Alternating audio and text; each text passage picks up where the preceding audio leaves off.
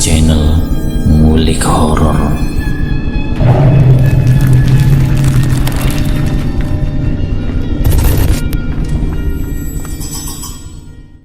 Assalamualaikum warahmatullahi wabarakatuh. Kembali lagi di channel Ngulik Horor. Channel ini menceritakan tentang kisah-kisah misteri. Kali ini saya akan membawakan kisah misteri yang ditulis oleh Ed Dioseta. Kalian juga dapat mengunjungi tweet beliau langsung ya. Nanti link saya akan sediakan di kolom deskripsinya. Oh ya, di dalam cerita ini nama dan tempatnya disamarkan semua ya, untuk menjaga privasi pihak yang terlibat di dalamnya. Yuk daripada kita lama-lama, langsung saja kita simak ceritanya. Bismillahirrahmanirrahim. Kali ini saya akan membawakan kisah misteri yang berjudul Radio Tengah Malam. Tidak, jasad itu harus kita kuburkan di satu tempat. Aku tidak mau masuk penjara, ucap Rifki pada teman-temannya yang sedang panik. Aku tidak setuju. Kita harus bawa ke rumah sakit. Siapa tahu dia masih bisa diselamatkan. Kali ini aku memberi pendapat, namun ditolak mentah-mentah oleh kedua rekanku. Gila, kamu sendiri udah ngecek kan? Nafasnya udah tidak ada. Udah, tidak usah banyak bicara. Masukin jasadnya ke mobil. Perintah Reza tanpa mau mendengarkan pendapatku. Kemudian kami memasukkan jasad Rani ke dalam mobil, mendudukan seolah-olah dia tertidur di kursi belakang. Aku menjaganya agar seolah-olah Rani terlihat masih hidup. Mobil berjalan dengan tidak tertentu. Hujan yang turun begitu deras menyulitkan kami untuk mencari lokasi untuk mengubur jasad Rani. Namun akhirnya kami memutuskan untuk menghentikan mobil kami di pinggir jalan tol. Hutan kecil terlihat dari sini. Rifki berlari ke hutan itu mengecek apakah ada orang lain selain kami di sana. Ambil peralatan, kita kuburkan di sini, ucap Rifki dengan terengah-engah dengan badannya yang basah kuyup karena hujan. Kami pun segera mengambil peralatan, menggali cukup dalam untuk memastikan jasad Rani tidak ditemukan oleh orang lain. Nandar, ambil jasad Rani, perintah Reza kepadaku. Aku berlari ke mobil yang tidak jauh dari tempat kami menggali. Namun aku tidak percaya dengan apa yang kulihat. Rifki, Reza, jasad Rani tidak ada, ucapku kepada kedua temanku. Rizky dan Reza saling menatap, seolah tidak percaya dengan ucapanku. Mereka berlari ke mobil dan ikut mencari. Tadi jasadnya ada di sini kan? Kita semua tahu itu. Atau jangan-jangan ada orang lain selain kita di sini? Tanya Rifki dengan cemas. Cari, harus ketemu. Nyawa kita taruhannya, ucap Reza dengan emosi. Wajar saja Reza yang paling panik, karena dialah yang mendorong Rani pacarnya dari balkon villa yang kami sewa. Kami mencari keliling hutan dengan guyuran hujan yang semakin deras. Tidak satupun petunjuk kami temukan. Sampai akhirnya Reza melihat sosok seorang terkapar di tengah jalan tol. Itu Rani, teriak Reza. Reza dan Rifki segera berlari menghampiri jasad Rani yang tergeletak di sana. Hujan yang deras mengganggu pandanganku sehingga aku tidak melihat di mana posisi Rani yang dimaksud. Bila memang ada di sana, apa mungkin Rani masih hidup? Reza berlari menghampiri jasad yang dia lihat. Rifki menemaninya bersiap membopong jasad pucat dengan tubuh basah dan darah yang masih belum kering. Belum sempat mengangkat jasad Rani, mata Rani terbuka, memandang kedua laki-laki yang mencoba mengangkatnya. Reza, aku tidak mau sendirian, ucap jasad pucat itu kepada Reza. Seketika aku melihat sebuah truk besar melewati dengan kecepatan penuh, menghantam kedua tubuh teman-temanku tanpa ampun. Darah berserakan kemana-mana. Potongan-potongan tubuh berhamburan di sekitar jalan tol. Aku tidak percaya dengan apa yang terjadi dan segera berlari menghampiri mereka. Namun belum sempat sampai ke sana, aku terhenti dengan sosok perempuan pucat yang berdiri di hadapanku di tengah derasnya hujan. Benar, itu Rani. Tidak mungkin, kamu sudah mati. Tidak mungkin, teriakku kepada makhluk itu. Matanya terlihat sangat marah. Aku pun mundur berusaha menghindarinya. Hingga tanpa sadar aku terperosok ke lubang yang kami gali. Lubang ini lebih pantas untuk seorang pembunuh, ucap makhluk itu dengan mata penuh amarah. Seketika tubuhku tidak bisa bergerak. Aku berusaha berteriak, namun derasnya hujan menyamarkan suaraku. Tumpukan tanah mulai berjatuhan menutupi tubuhku. Aku tidak bisa berbuat apa-apa lagi. Hanya tangisan dan teriakan yang pasti tidak akan didengarkan oleh siapapun. Tolong, maafkan aku Rani, teriakku sekuat tenaga. Namun tumpukan tanah itu tetap jatuh ke atasku. Tolong. Oke, itu cerita yang luar biasa yang dikirimkan oleh Mas Nandar, narasumber setia kita yang ceritanya tidak pernah gagal membuat kami merinding. Sekarang sudah lewat tengah malam, saatnya kita undur diri. Terima kasih sudah mendengarkan Radio Tengah Malam. Saya Ardian pamit undur diri. Aku melepaskan handphoneku.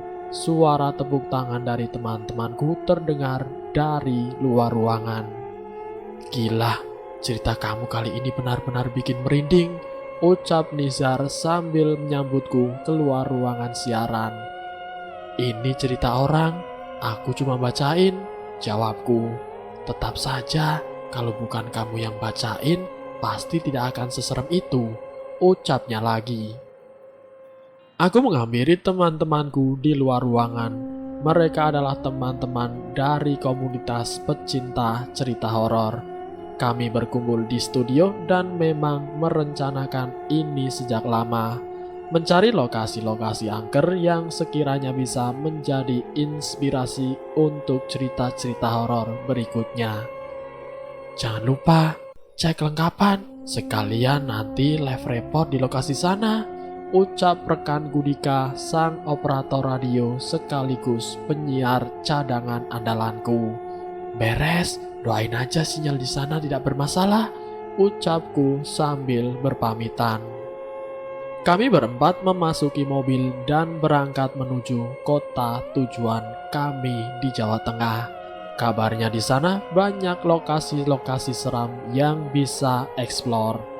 Aku tertidur selama perjalanan, hingga akhirnya mobil yang kami kendarai berhenti di sebuah rumah singgah.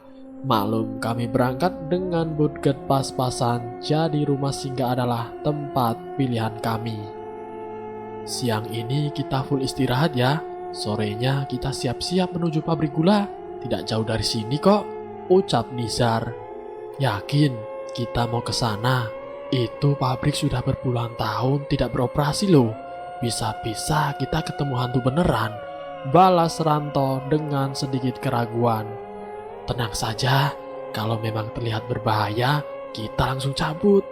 Toh kita cuma nyari cerita seramnya, bukan nyari hantunya, ucap Didi meyakinkan Ranto.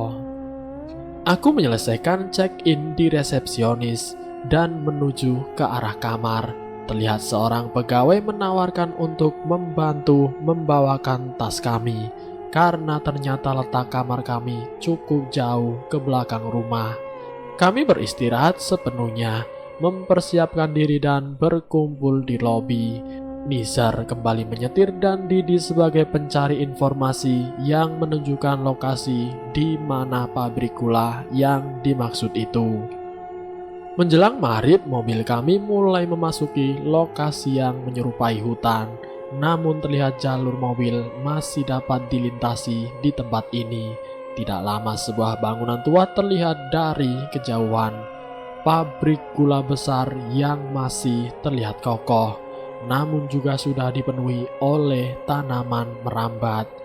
Suasana angker sangat terasa di tempat ini.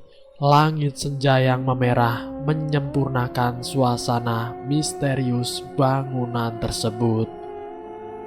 "Kita mulai dari mana?" tanyaku pada Nizar. "Kalau pintu depan tidak terkunci, kita masuk dari pintu depan saja," ucap Nizar.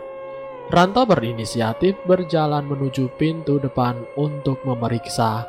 Ilalang-ilalang tinggi cukup menyulitkan langkah kami. Terlihat beberapa pohon pisang berdiri subur di dekat pintu masuk pabrik gula ini. "Bisa, pintunya tidak dikunci," info Ranto pada kami. Suara pintu besi terseret terdengar menggema dari pintu itu. Sebuah ruangan besar yang terisi mesin-mesin tua terlihat di hadapan kami. Tanpa sadar hari sudah mulai gelap. Kami menyalakan senter yang sudah kami persiapkan untuk memperjelas penglihatan kami. Atap-atap yang telah rusak membiarkan cahaya bulan masuk menerangi sudut-sudut bangunan ini. "Kita tidak usah lama-lama ya," jelas Ranto. "Iya, aku aja sekarang sudah tidak nyaman ada di sini," jawabku mendukung Ranto. Ruangan demi ruangan kami masuki. Hanya ruangan dengan tembok-tembok yang sudah lapuk dan mesin-mesin rongsokan yang terlihat. Kurasa ini cukup untuk bahan dokumentas dan materi live report nanti. Awalnya semua tidak ada yang aneh, sampai akhirnya kami sampai di sebuah ruangan besar dengan pintu kayu yang terlihat cukup reot. Kami masuk ke dalam, terlihat hiasan-hiasan kayu berbentuk topeng dan patung tertata di sini. Dan yang mencurigakan terlihat sebuah daun pisang yang diisi dengan bunga-bunga. Sepasang dupa dan kemenyan terlihat masih menyala di sana. "Kui jatahku, itu jatahku," mendadak Didi berkata dengan bahasa Jawa. Dengan suara yang tidak kukenal, matanya melotot dengan seringai yang aneh di wajahnya. Aku panik melihat tingkah laku Didi.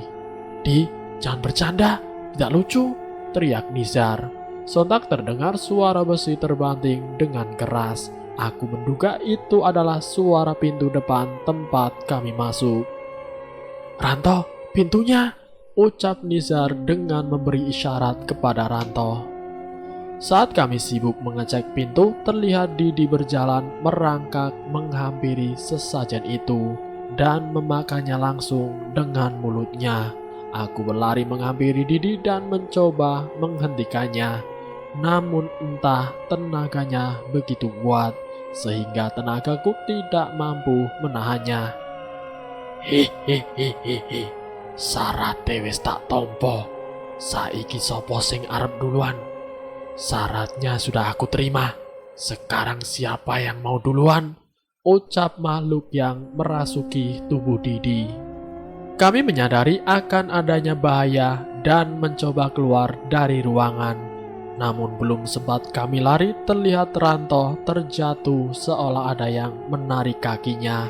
Aku menangkap tangan Ranto. Namun sesuatu menarik kaki Ranto dengan cepat hingga ia terseret entah kemana.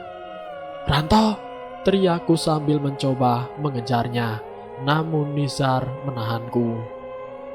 "Kabur Ardian, kita cari bantuan," perintah Nizar. Kami berlari keluar ruangan. Terlihat pintu besi tempat kami masuk sudah tertutup. Namun kami tetap berlari ke sana berharap pintu itu masih bisa dibuka. Tapi ternyata kami salah. Sesuatu menahan pintu itu untuk terbuka. Kemudian aku pun mencoba mengambil telepon selulerku dan menghubungi nomor emergensi. Namun tidak ada tanda-tanda teleponku akan tersambung. Aku mencoba menelpon Dika hingga teman-teman yang mungkin bisa menolong, namun tidak ada satupun yang terhubung. Nizar terus menggedor pintu dan meminta pertolongan. Namun itu tidak lama sampai kami mendengar langkah kaki mendekati dari langit-langit bangunan itu. Itu makhluk apa? Tanyaku dengan suara yang bergetar.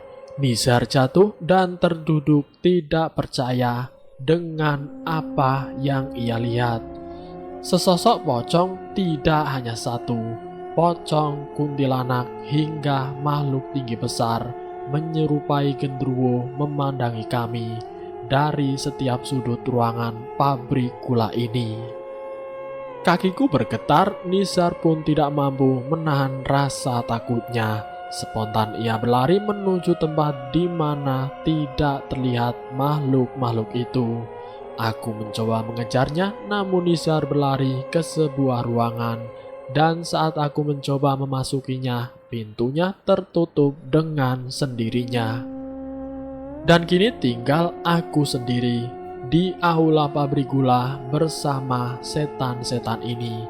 Lari, aku harus menyelamatkan diri. Tapi aku harus kemana? Aku melihat ke sekeliling tempat ini hanya ada pocong dan kuntilanak yang duduk di atas mesin dengan kaki yang menggantung. Dan yang aku takutkan terjadi, Didi merangkak keluar ruangan, menaiki mesin tua dan menjatuhkan dirinya hingga darah menetes dari kepalanya. "Ayo melu aku, ayo ikut aku," ucap Didi menghampiriku, merayap di tanah dengan tubuhnya yang penuh darah. "Tolong, siapapun, tolong!" teriakku sekeras mungkin. Namun tidak ada siapapun yang merespon.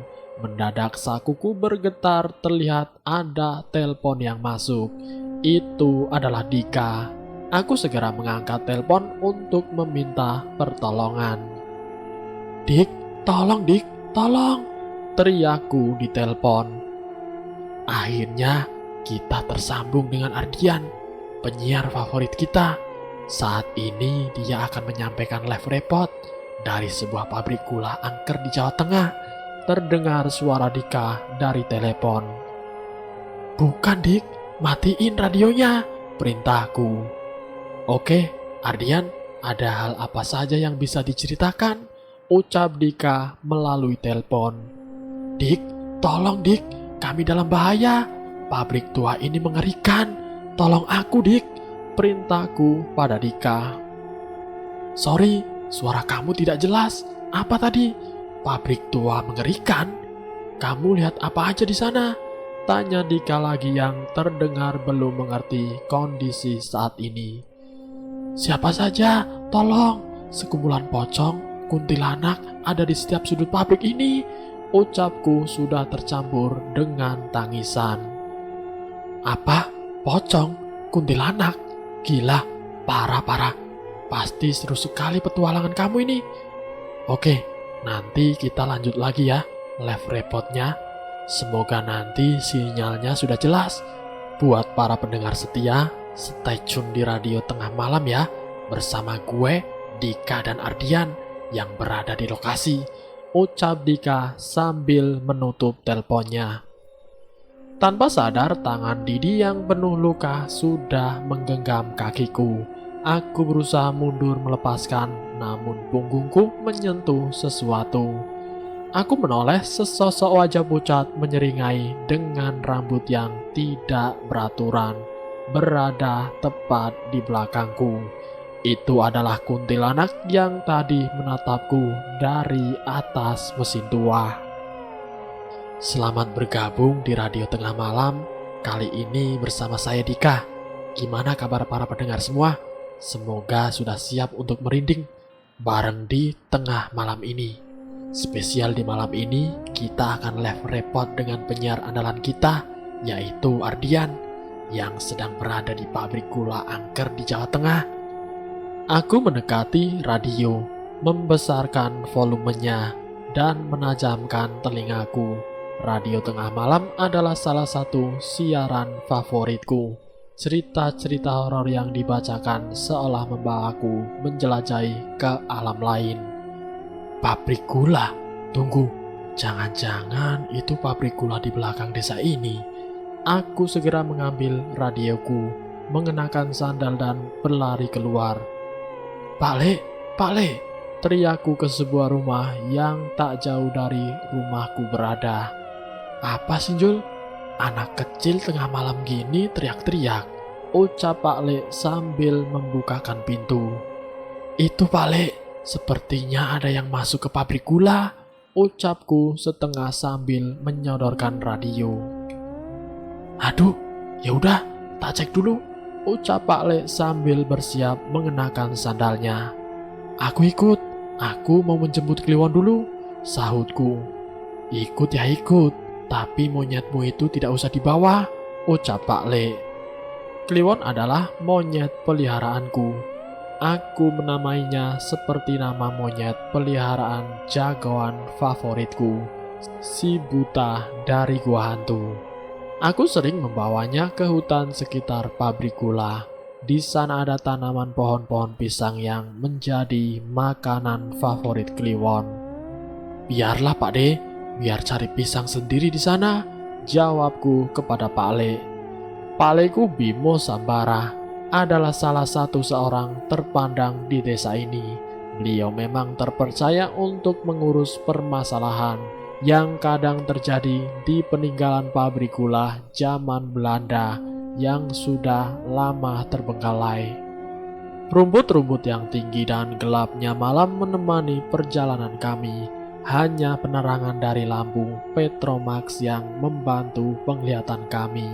Sebuah pabrik tua terlihat di hadapan kami, terlihat pohon-pohon pisang tumbuh subur di depannya.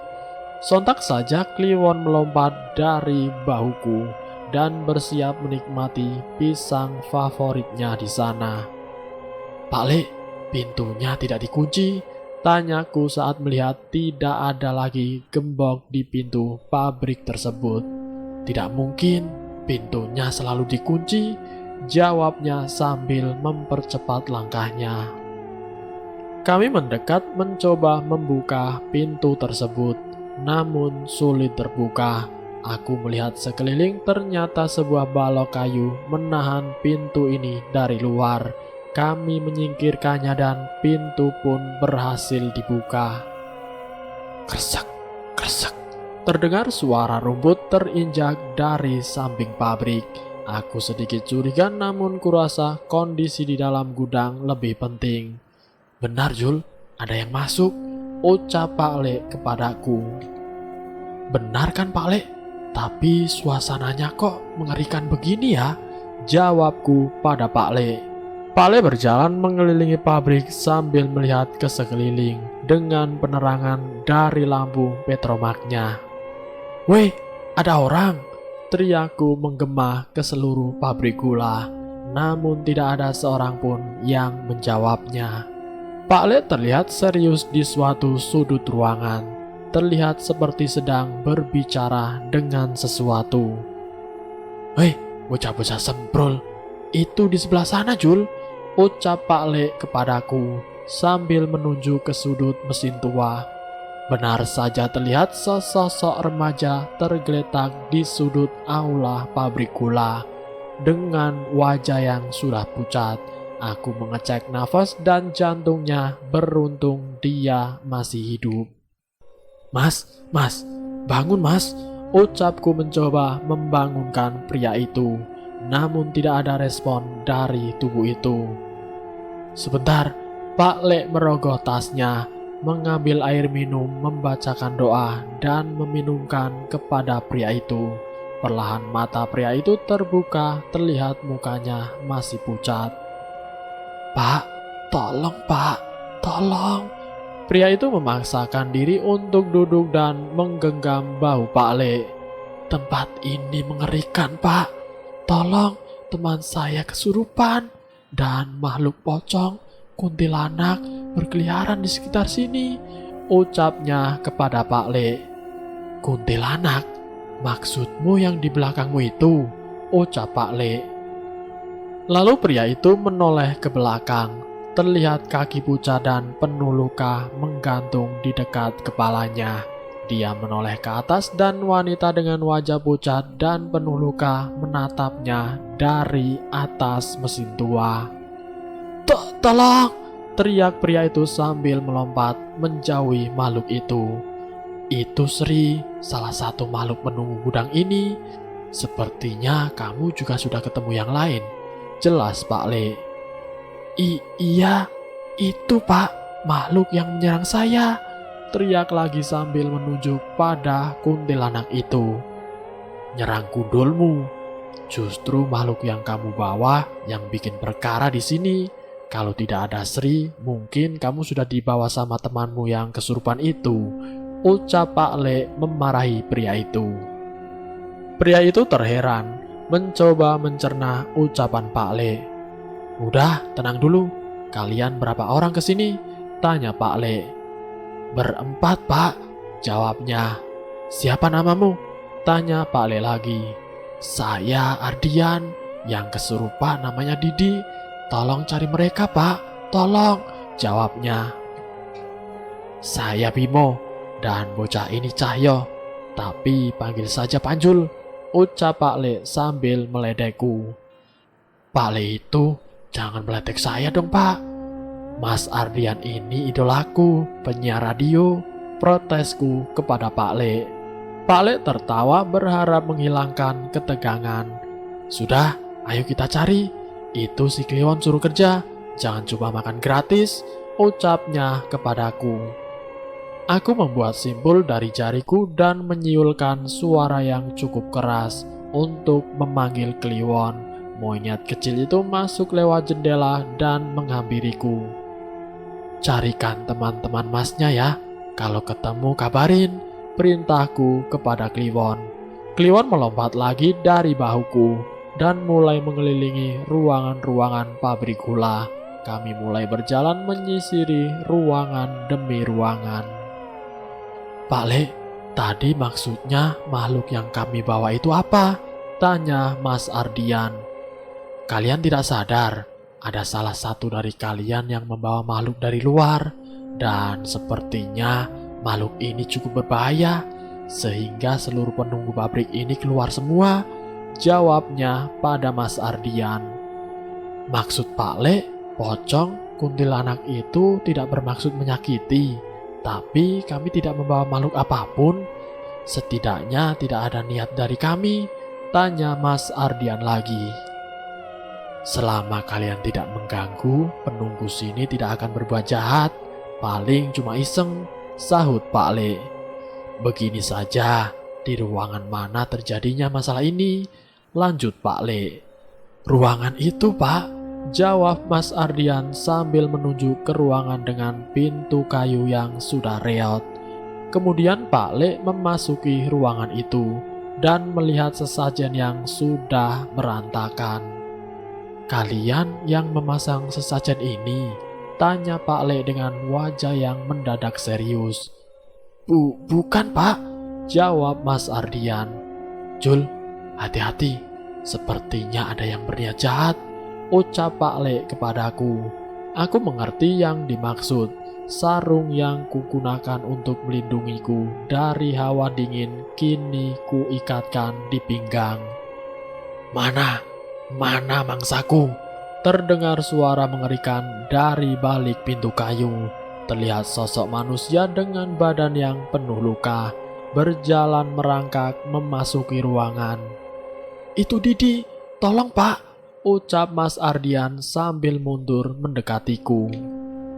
Belum sempat merespon, makhluk yang dipanggil dengan nama Didi itu melompat ke arah Mas Ardian, menerkamnya dan mencoba menggigit wajahnya.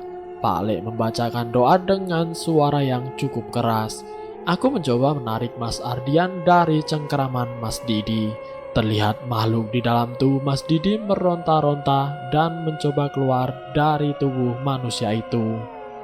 Pak Le membacakan doa dengan semakin kusuk, hingga tubuh makhluk itu benar-benar terpisah dari tubuh Mas Didi. Kowe ora usah ikut campur. Kamu tidak usah ikut campur. Terdengar suara ancaman menggema dari ruangan ini. Ingat, aku tidak sendirian. Terdengar suara pintu terbuka dengan bantingan, seolah ada makhluk yang keluar dari ruangan dengan sangat cepat. Aku mencoba mengejar, namun Pak Le menahanku. "Pak, bisa tolong Didi?" ucap Mas Ardian.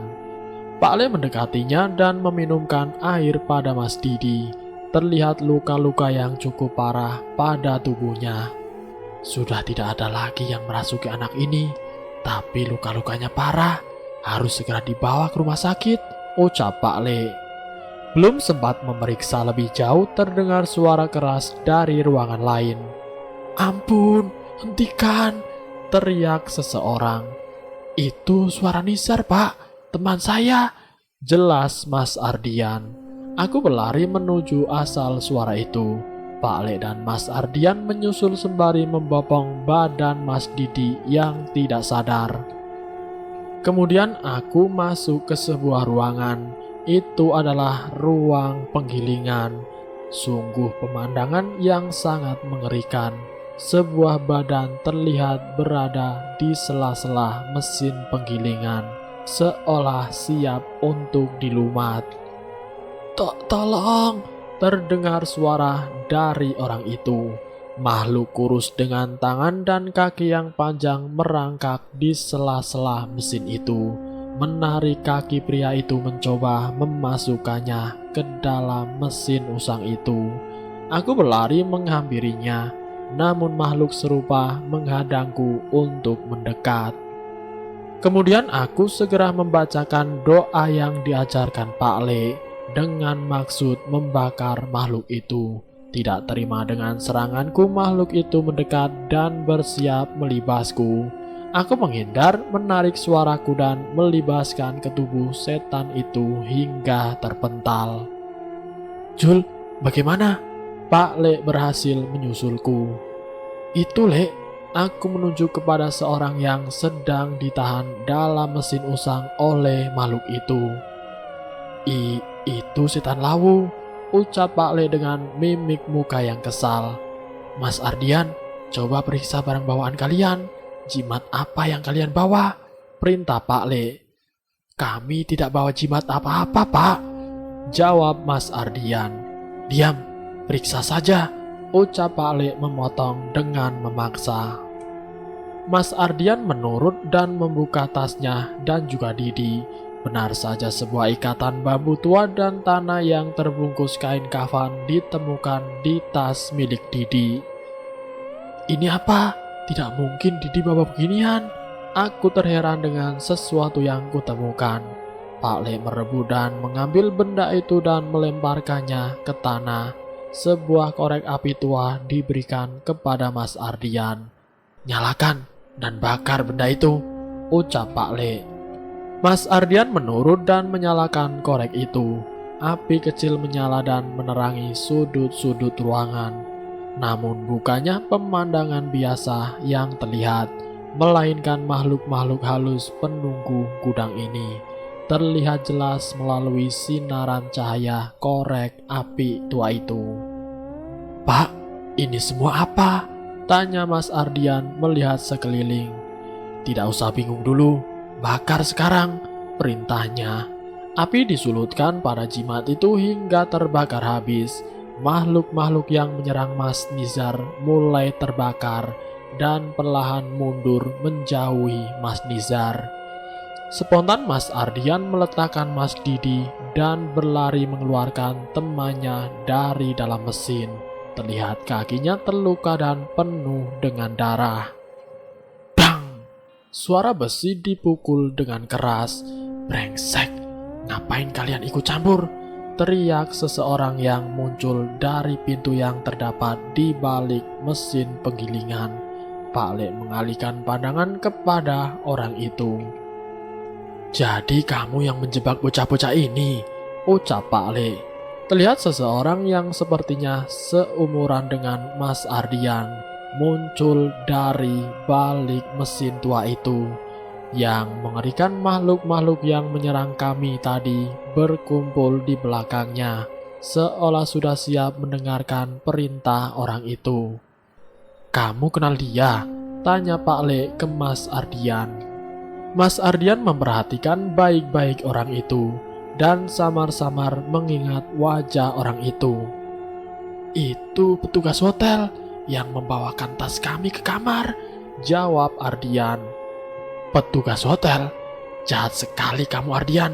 Kita sudah kenal lama, ucap orang itu menyeringai ke Ardian. Tidak, aku tidak kenal kamu. Kenapa kamu mencelakai kami? Tanya Mas Ardian pada orang itu. Mencelakai? Tidak, ini semua demi kamu. Kejadian ini akan jadi cerita yang sangat fenomenal untuk diceritakan di radio tengah malam. Ini aku Ardian, ini aku Nandar. Sulit mempercayai apa yang kulihat. Kedua temanku terkapar tidak berdaya setelah berurusan dengan makhluk halus yang selama ini hanya muncul di cerita yang kubacakan saja. Dan sekarang di hadapanku ada seseorang memimpin sekumpulan makhluk halus mengaku sebagai Nandar. Seseorang yang setia mengirimkan cerita-cerita seram untuk radio tengah malam. Seharusnya ini menjadi cerita yang menarik. Kenapa kalian merusaknya? Ucap Nandar kepadaku. Jangan main-main. Perjanjian apa yang kamu lakukan dengan setan-setan itu? Tanya Pak Le Bimo kepada Nandar. Bukan urusanmu. Setidaknya aku masih bisa mendapatkan satu korban untuk mengakhiri cerita ini. Lanjut Nandar sambil meninggalkan ruang penggilingan. Aku teringat akan Ranto. Dia ditarik oleh makhluk yang tidak kukenal wujudnya. Ranto Pak Le, masih ada satu teman saya yang belum ketemu, teriakku pada Pak Le. Jul, cari duluan, kalau ketemu panggil saya, perintah Pak Le kepada rekan kecilnya itu, sambil membantu menghampiri Nizar. Beliau membacakan doa pada sebotol air lagi dan meminumkan kepada Nazar. Terlihat wajah Nazar tidak lagi pucat dan terlihat sedikit tenang. Bisa jaga temanmu ini. Saya dan Mas Ardian harus mencari temanmu yang satu lagi, tanya Pak Le kepada Nizar. Tapi Pak, kalau setan itu datang lagi, tanya Nizar dengan ragu.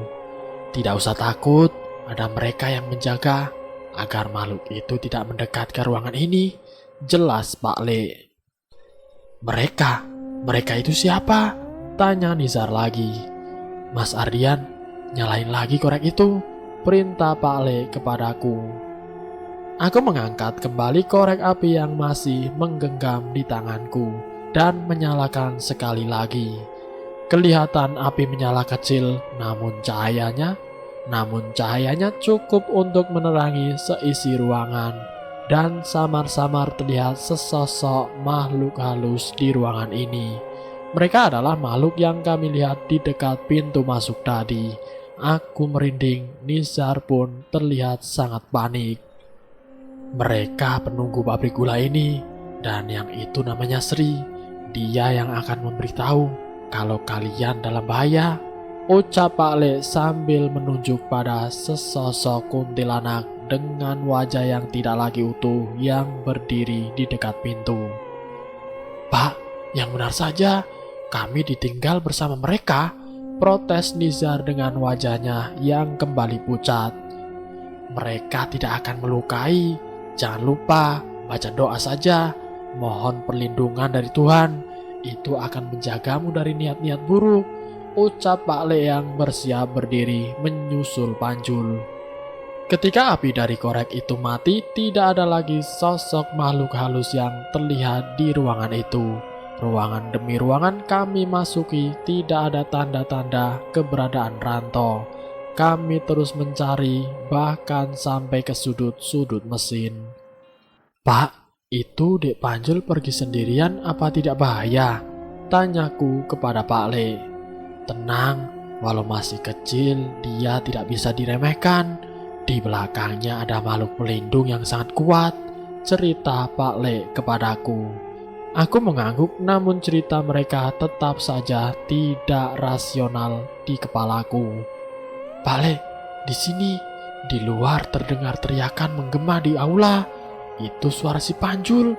Kami pun segera berlari ke arah pintu menghampiri bocah itu. Suara gerimis terdengar ketika kami mendekati halaman pabrik. "Itu di sana!" teriak Panjul. Kami tidak melihat seseorang pun di sana. Hanya tanah kosong, pepohonan, dan seekor kera di bawah pohon pisang. "Itu, Le, di bawah kliwon." Terlihat seonggok tanah seperti bekas mengubur sesuatu. Kera itu terlihat menggali sedikit demi sedikit hingga mulai terlihat wajah manusia di sana. Itu Ranto, dia dikubur hidup-hidup," tanyaku. "Belum terlambat, Mas. Dari tadi Kliwon sudah jagain di situ, menjaga biar masih bisa bernafas," jelas Panjul kepadaku. Kami segera berlari untuk menolong Ranto. Namun sesosok makhluk kurus dengan tangan dan kaki yang panjang menghadang kami. "Kamu tolong temanmu, makhluk ini biar kami yang urus," perintah Pak Le kepadaku. Aku berlari menghampiri Ranto. Kali ini tidak ada rasa takut. Di pikiranku nyawa Ranto yang terpenting. Aku menggali dengan tangan kosong, mengeluarkan sedikit demi sedikit bagian tubuh temanku ini. Namun yang ku khawatirkan terjadi dari atas pohon pisang menetes cairan hitam. Aku perlahan menoleh ke atas, namun tidak lebih dari sejengkal dari wajahku muncul wajah penuh belatung dengan rambut yang rontok bergelantung terbalik ke menatapku. Belatung yang muncul dari rongga wajahnya terjatuh ke arahku. Aku menoleh ke arah Pak Le, namun terlihat dia masih sibuk dengan setan yang menghadang kami. Setan itu terjatuh dari atas pohon. Kali ini terlihat telapak tangannya yang sangat besar dengan cakar-cakar yang panjang. Aku merangkak mundur mencoba menjauhi makhluk itu. Namun setan itu cukup cepat mencoba meraihku dengan cakarnya. "Kliwon!" teriak Panjul seolah memberi perintah. Monyet kecil itu berlari ke arahku, melompat ke perutku seolah mencoba melindungiku. Cakaran besar makhluk itu mencoba menyerangku. Namun samar-samar terlihat bayangan monyet besar dari tubuh Kliwon menghajar dengan keras setan itu hingga mundur berlari ke arah hutan. Aku kembali menoleh ke arah Ranto. Tubuhnya sudah keluar dari timbunan tanah. Rasa emosi membakarku. Tak pernah kubayangkan semua ini berasal dari seseorang yang kukenal. "Nandar, keluar kamu. Selesaikan urusan kita sekarang," teriakku di tengah gelapnya malam. "Keluar kamu!" Pak Le dan Panjul menoleh, cukup heran dengan apa yang aku lakukan. Sesosok manusia keluar dari dalam hutan. Terlihat dia menyaksikan semua yang terjadi dari dalam sana. "Ardian, kamu ingat cerita ritual pemanggil setan di Gunung Lawu yang kamu ceritakan?" ucap Nandar. "Ini hasilnya." Sekumpulan makhluk halus berkumpul di sekitaran Nandar. "Kamu gila? Berapa banyak tumbal yang kamu habisi?" tanya Pak Le. "Banyak, terlalu banyak. Semua nama yang mati sudah kukirimkan padamu," ucap Nandar memandangku. Aku mencoba mengingat semua cerita yang dikirimkan oleh Nandar. Hampir semua tokoh utama diceritakannya mati mengenaskan. Mungkin itu yang dimaksud. "Sudah, cukup. Hentikan semua ini," ucapku kepada Nandar. "Tidak bisa.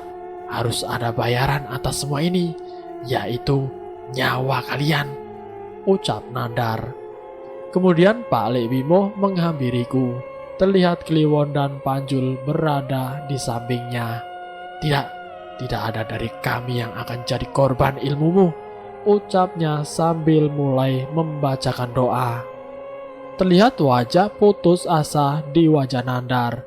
Dia tahu makhluk-makhluk pengikutnya tidak akan bisa mengalahkan kemampuan kedua orang hebat ini. Wajah Nandar terlihat mulai pucat. Air mata mulai menetes di matanya. "Baiklah, kalau bukan kalian tumbalnya, berarti sekarang giliranku," ucapnya dengan isak tangis. Aku tidak mengerti dengan apa yang dimaksud, namun aku melihat Pak Le berlari ke arahnya. Namun belum sempat meraihnya, puluhan makhluk halus yang tadi menyerang kami mengerubuti Nandar, menarik kedua tangannya, mencabik-cabik tubuhnya. "Ardian, kamu akan ceritakan ini di radio kamu kan?" ucapnya lagi memaksa berbicara. Terlihat makhluk hitam yang tadi merasuki tubuh Didi meraih wajah Nandar, mengeluarkan kedua mata dari tempatnya. Terdengar teriakan putus asa yang menghilang bersama dengan tubuhnya yang berserakan. Kemudian aku merenung, apakah semua ini karena perbuatanku? "Mas, sudah, tidak usah dipikirkan. Itu salahnya sendiri," ucap Panjul kepadaku. Malam ini terasa sangat panjang. Kami menghampiri Nizar dan Didi dan membawanya ke kampung. Di pagi hari warga kampung berkumpul menghampiri kami. Tidak sedikit yang memarahi kami atas perbuatan kami. 3 hari berlalu, Didi, Nizar, Ranto sudah hampir pulih dari luka-lukanya. Dika datang menjemput kami dan meminta maaf atas kesalahpahaman di siaran radio. Aku tidak mempermasalahkan, jelas itu bukan salahnya. "Pak Le, terima kasih banyak atas bantuannya ya. Saya berhutang banyak sama Pak Le. Sama kamu juga, Dek," ucapku pada Pak Le dan Panjul. "Benar, Pak. Warga desa juga baik, sudah mau membantu ngobatin kami," tambah Nizar. Pak Le pun hanya tersenyum dan terlihat Panjul mengambil sesuatu dari dalam rumah. "Mas Ardian, tanda tanganin radioku dong, buat kenang-kenangan," bocah itu sambil menyodorkan radionya. "Ya ampun Panjul, kamu itu sudah menyelamatkan nyawaku. Harusnya aku yang meminta tanda tangan kepada kamu," jawabku kepadanya. "Lagian setelah kejadian ini, sepertinya saya mau berhenti dari radio tengah malam." "Nah Ardian, tidak usah menyalahkan diri atas kejadian semalam. Jangan kira hanya Nandar yang terinspirasi dari radio tengah malam. Ini si Panjul juga salah satunya. Hanya saja Nandar memilih jalur yang salah," ucap Pak Le. Aku mengambil radio yang dibawa si Panjul dan menandatanganinya. "Ini aku tulis nomor HP-ku juga. Kamu bisa hubungi aku kapan saja. Anggap saja aku adalah kakakmu sendiri," ucapku kepadanya. "Terima kasih Mas Ardian," balasnya dengan senang. "Kalian sering-seringlah main ke tempat ini. Saya berencana menjual sawah dan mencoba mengoperasikan pabrik gula itu lagi. Datanglah kalau tempat ini sudah tidak angker lagi," cerita Pak Le. "Siap Pak, setiap ke kota ini kami pasti akan mampir," ucap Didi kepada Pak Le. Kemudian kami pun pamit dan meninggalkan desa ini. Terlihat sosok pabrik tua yang terlihat megah di siang hari. Tidak akan terbayang apa yang terlihat saat hari sudah mulai malam, kecuali kalian merasakannya sendiri. Beberapa minggu berlalu setelah kejadian di pabrik gula, aku mencoba kembali ke ruang siaran. Walaupun cukup ragu, aku memutuskan kembali memulai siaran. Namun kali ini aku akan memilih-milih cerita. Terutama aku tidak akan memilih cerita yang berbau ilmu hitam. "Gimana bro, udah siap tempur lagi?" ucap Dika sambil menepuk pundaku. "Kita coba tapping ya. Kita mulai dari cerita yang ringan dulu," balasku. "Ya sudah, sana pemanasan dulu," lanjut Dika. Aku memasuki ruangan mencoba melihat sekeliling ruangan. Tampaknya aku memang rindu dengan ruangan ini. Aku menyetel posisi mic dan menyiapkan naskahku. Namun sebelum dimulai, mendadak lampu ruangan mati, disusul dengan komputer di hadapanku. Dika, mati lampu?" tanyaku kepada Dika. "Sebentar, aku cek dulu ya," teriaknya dari luar. Aku mencoba merogoh tasku mencari handphone atau apapun yang bisa membantu menerangi ruangan ini. Namun saat siaran handphoneku selalu kutinggalkan di luar karena mengganggu frekuensi suara. Yang kutemukan adalah sebuah korek tua yang dulu dipinjamkan oleh Pak Lebimo saat di pabrik gula. Aku sedikit ragu untuk menyalakannya, namun suasananya gelap sudah berhasil membuatku cukup gelisah. Percikan api muncul dari pematik yang kuputar, api pun menyala. Cahaya mulai menerangi ruangan ini. Kuharap ini cukup untuk menghilangkan rasa gelisahku akan gelap. Tapi ternyata sebaliknya. Sesosok wanita dengan kepala yang hampir putus menempel di belakang monitorku.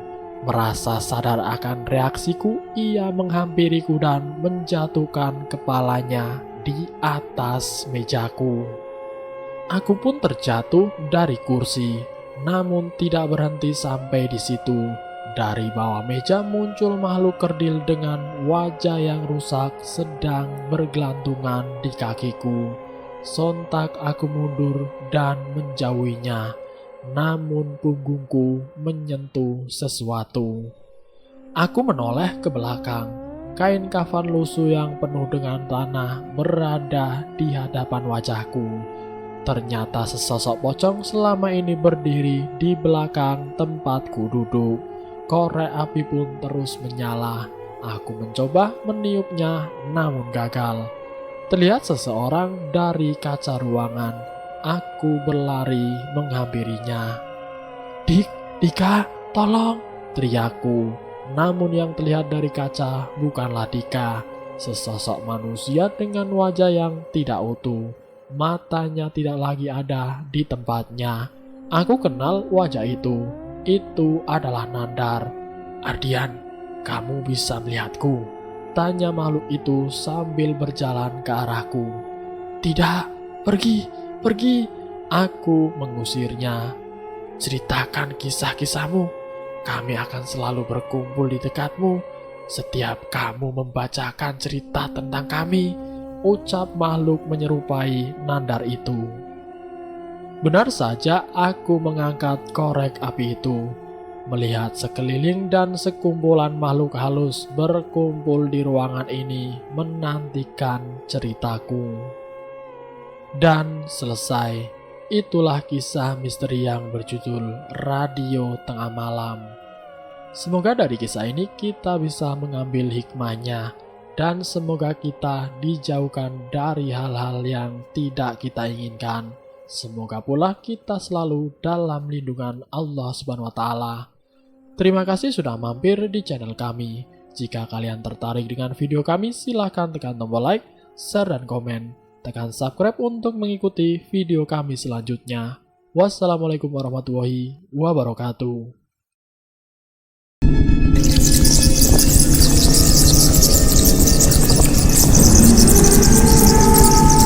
Selamat datang di channel Ngulik Horor.